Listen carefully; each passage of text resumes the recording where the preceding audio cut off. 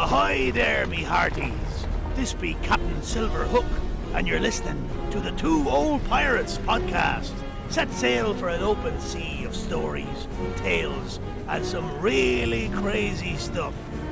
I expect you to like and subscribe, lest you be walking the plank.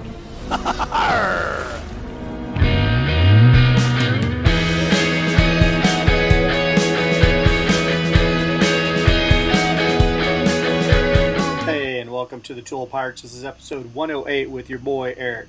I want to go ahead and say I hope that you've enjoyed the last couple episodes that we've done. This is going to get into the true crime series again, and let's see how we do with this one.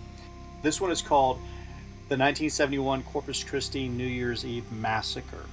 So I happened upon this when I was looking through some different stories to go ahead and possibly cover for you guys, and I happened to see this one. I just said, you got to cover this one. So what happened is, at about 1 o'clock in the morning on New Year's Eve, there were several gunshots heard on the south side of Corpus Christi at an apartment complex. The people that lived nearby inside the apartment complex knew that there was a family that lived in the apartment that the shot seemed to have come from. It was a young family. There was a husband, a wife, and 4 children. One of the callers who reported to the police, remember there was no 911 back then, so they're calling directly into the police, happened to say that she heard a young girl with the last of the gunshots cry out and say, "I want my mommy, I want my daddy." So, pretty sad stuff. Cops race over there. They arrive within 5 to 10 minutes of the calls. Once inside, they discovered a very gruesome scene. The Whalen family, the entire family was dead.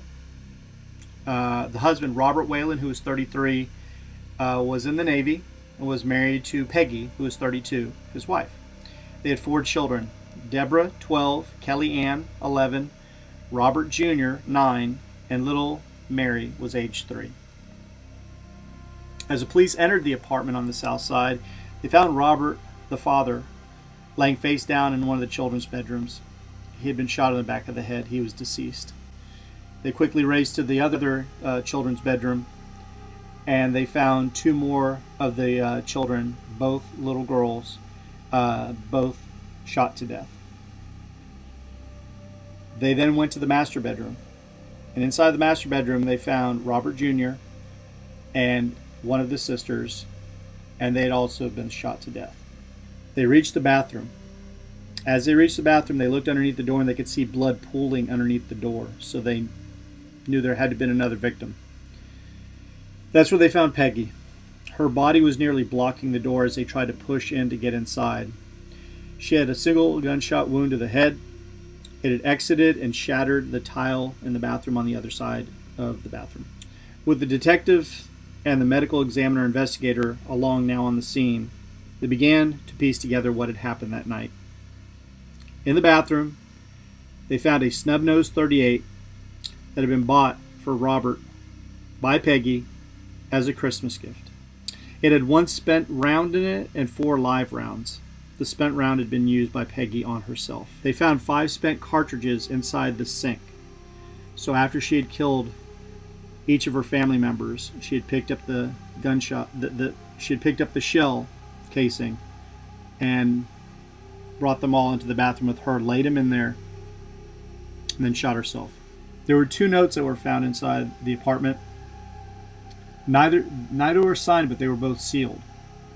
One had $96 in cash and also a check for $580 signed by Peggy to her mom.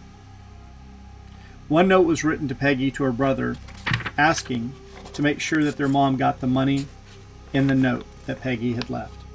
Then she had a very, very scary quote that she wrote in, which I don't know where she was going with this, because this is a planned out execution of her family and then taking of her own life.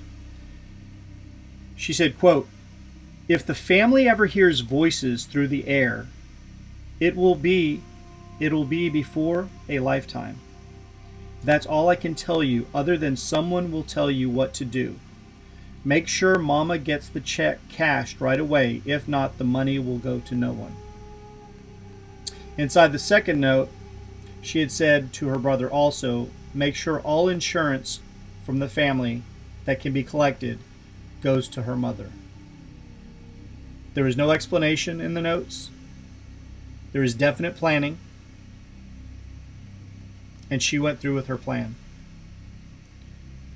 That was almost 53 years ago that Peggy took out her entire family here in Corpus Christi with the brand new gun that she had just purchased for her husband. Only Peggy knows why she did what she did. Hurting your kids as a parent is the last thing that I could ever imagine doing.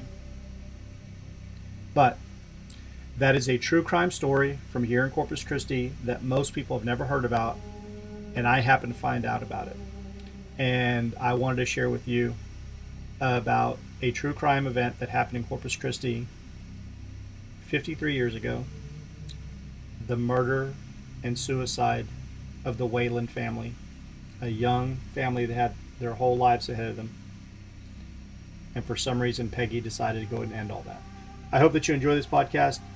Please go ahead and leave a like, comment, and subscribe if you haven't subscribed. Peace.